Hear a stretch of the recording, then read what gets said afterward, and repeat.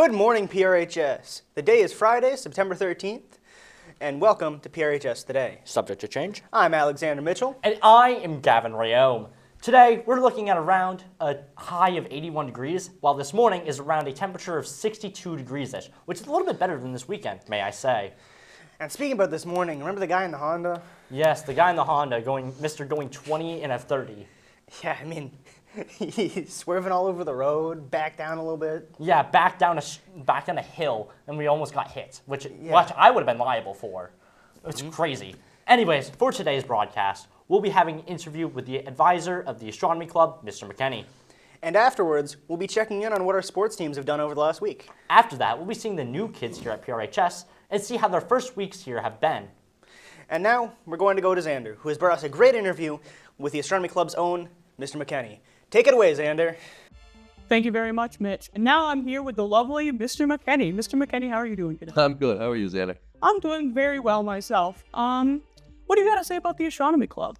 The Astronomy Club. Well, thanks for asking. Yeah, so we meet in my classroom, room 120, on Wednesdays after school. The Astronomy Club has been around since 2017 and has continued strong throughout the years. We have about 12 or 13 active members right now, and it's a lot of fun. And from time to time, my wife, Mrs. McKenney, makes some homemade snacks for us to have at the meetings. That's good. So what do you guys do in Astronomy Club? Do you just talk about astronomy?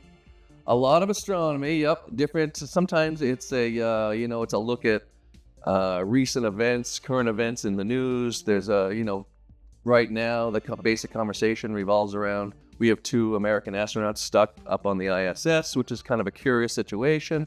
And they're hoping for a ride home. They were told that they were going to travel for 8 days, and now they're going to stay up there until February of 2025, the last they heard anyway. So we keep an eye on, current events, and we look at projects that we can do as a group, locally, and sometimes we'll even travel. We'll go to different, planetariums for different shows. The kids host, the Astronomy Club members host daytime viewings. Mm-hmm. We have a pretty good relationship with the New Hampshire Astronomical Society. All my bearded friends that maybe you've seen around the building in the past, Zander, and they'll come with their telescopes with special filtration so we can see the surface of the sun, and we can learn a lesson about our star, right, the sun, and then we also host night viewings as well. Mm-hmm. Again, sponsored by Mrs. McKenney's chocolate chip cookies. Lovely. So why'd you start the club? Well, that's a great question. So when astronomy as a course started in the building back in 2017, my students said, hey, can we move this, a little further and maybe meet after schools and start our own club? And there was some good energy behind it. And so it was really student-driven from the beginning, and it stays that way today. That's great. So why do you think students should join your club? Well, I always tell the kids, first of all, it's good to get involved with things that they're interested in. And I tell you, you'd be surprised, and maybe you even one of them, Zander. I know you did well with me. There's a lot of knowledge, even coming in as freshmen, in the world of astronomy. There's a lot of background information out there that some kids know nothing. Let's keep that in mind. And then some kids really know a ton and really have, they like to sink their teeth into it and know specifics, like maybe not something to do with planets or the solar system, but maybe rocketry or rocket science right here on our, in the labs at NASA. So, there's so many different avenues you can take, and the club just kind of takes topics and we run with it. We have a good affiliation with the University of New Hampshire, SWUG, it's called, Space Weather Underground, where we have a magnetometer in our classroom that receives the energy put out by the magnetosphere of the sun.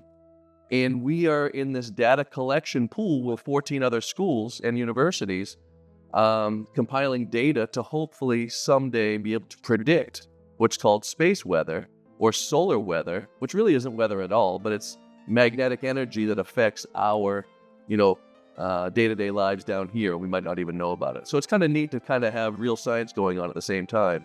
And the Astronomy Club is directly involved with that. Yeah, that sounds crazy. It is kind of crazy, yeah. a lot of fun. Yeah, do you guys have any plans for what you're doing this year in Astronomy Club? Any field trips, anything like that? We do, yeah. So we had our first meeting last week, and just another shout out, if I could plug it real quick, on Wednesdays after school, right in my room, room 120.